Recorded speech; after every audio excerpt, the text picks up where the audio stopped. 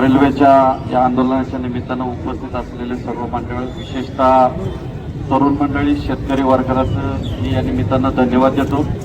आणि खरं तर जे आंदोलन ज्यांनी पुकारलं ते आमदार सत्यजितदादा तांबे यांना विशेषतः धन्यवाद देतो का आज नाशिकपासून तर पुण्यापर्यंत सगळ्या ठिकाणी जे काय आंदोलन होतंय खरं तर त्यांच्या मार्गदर्शनाखाली या ठिकाणी आंदोलन होतंय. आणि मगाशीच खासदारांनी या ठिकाणी सांगितलं का उद्याच्या काळामध्ये आपल्या देशाचे पंतप्रधान आदरणीय नरेंद्र मोदी यांची भेट घेऊन आपला जो काय रेल्वे ही आपल्या पहिल्या मार्गाप्रमाणे या ठिकाणी झाली पाहिजे या संदर्भामध्ये त्यांनी आपल्याला एक आनंदाची मी म्हटलं बातमी या ठिकाणी दिली तरी म्हटलं तरी का वावगं ठरणार नाही. मी खासदारांना या निमित्तानं या ठिकाणी धन्यवाद देतो. खरं तर हा जुन्नर मधून जाणारा हा रेल्वे आपल्या अस्मितेचा विषय आता या निमित्तानं या ठिकाणी झाला. खरं जर पाहिलं तर काही दिवसापूर्वी आम्ही दादा या ठिकाणी ऐकलं होतं का खेडला विमानतळ होणार आहे आणि खेडला विमानतळ होणार आहे तर जुन्नरमध्ये जमिनीच्या खरेदी झाल्या.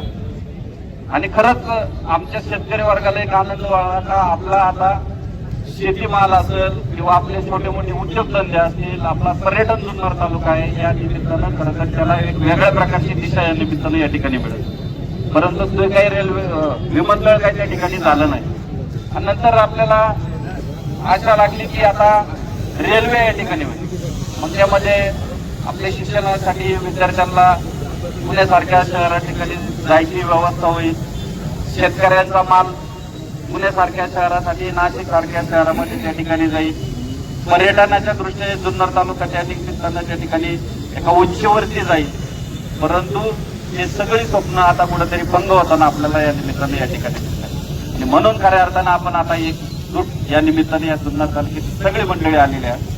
मला असं वाटतं का उद्याच्या काळामध्ये याच्यापेक्षा तीव्र आंदोलनाला आपल्याला सगळ्यांना या ठिकाणी सामोरं जावं लागणार आहे.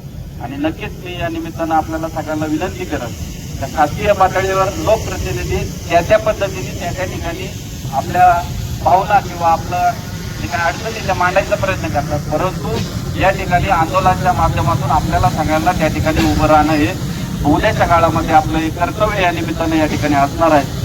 आणि त्या निमित्तानं आपण सगळ्यांनी त्या ठिकाणी उपस्थित उभं राहायचंय ही विनंती आपल्याला या निमित्तानं करतो आणि या ठिकाणी थांबतो. धन्यवाद.